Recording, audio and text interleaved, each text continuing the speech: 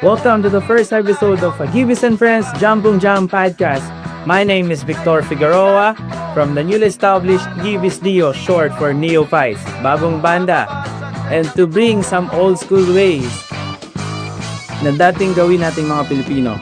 I would like to thank also Mr. Mike Hanupol na pinabigyan niya tayo ngayon dito sa ating episode, The Philippine Living National Treasure. Of course, not just a friend but mentor. Paano po ba talaga, sir? Technicality and legality ng Hagibis song. Okay. When it comes to that word, technicalities, legalities, it also needs to be injected word, realities. Okay. Now, the reality, which includes technicalities, whatever, and among the Filipinos, here in the Philippines, the whole people in the Philippines needs a little education about this because majority of the people don't have any idea what is about. Now the technicalities about all this is about writing the song. Not only the song, but the melody and the lyrics. Those two things are very important. Now,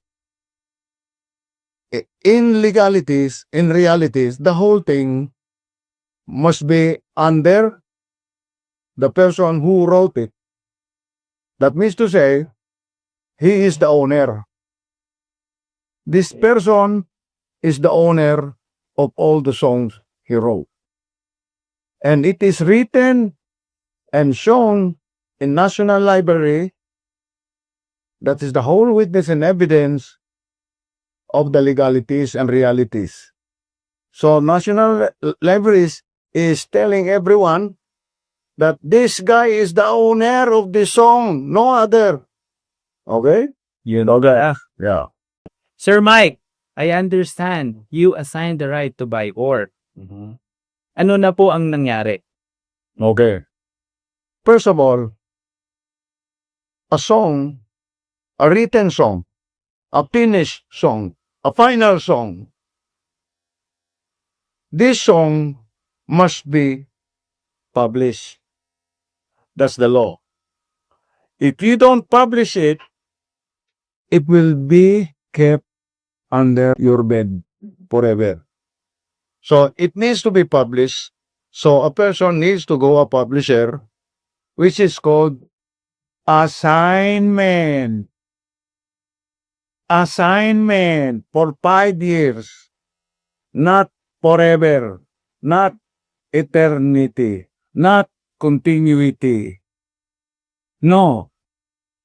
The law says it's only 5 years. If you continue using it after 5 years, that is already against the law. So, a publisher must publish. Not only publish, but he has to do something, create a concert, a show, whatever, all about that song.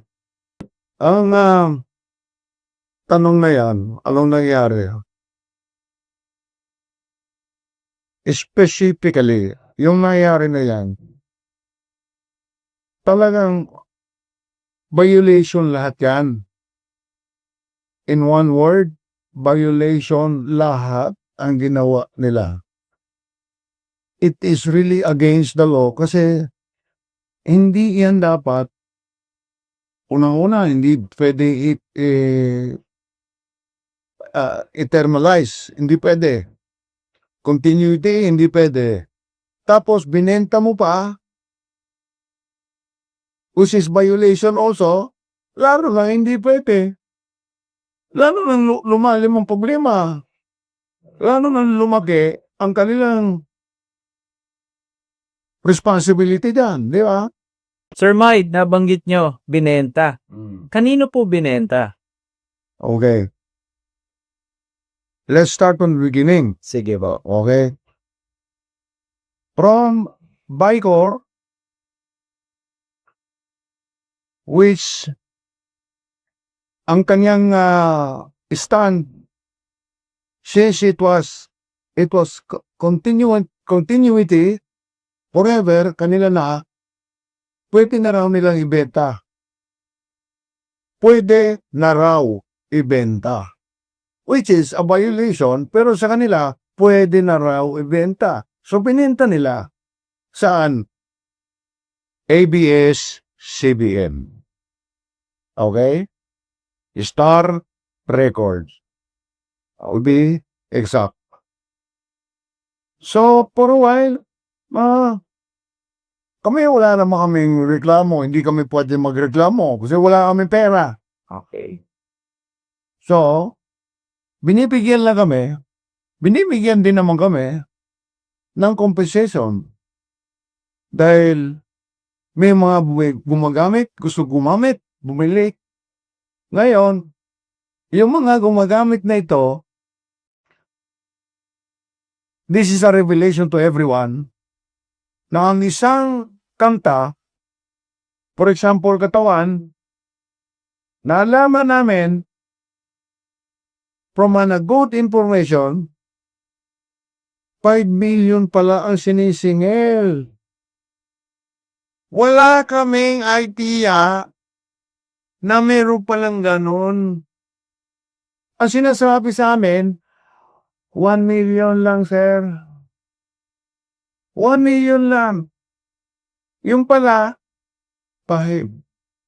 Na ngayon, ikaw ba, hindi ka mag-iisip ng more than that? Pwede. Kung pwede yung 5, pwede naman 10. Pero hindi na namin pinapakialaman yon kasi wala kaming pera magdemanda. So, sinasamantala nila yung kanilang, alam mo, meron silang building, malaking building, no? Mahirap banggain ng mga building.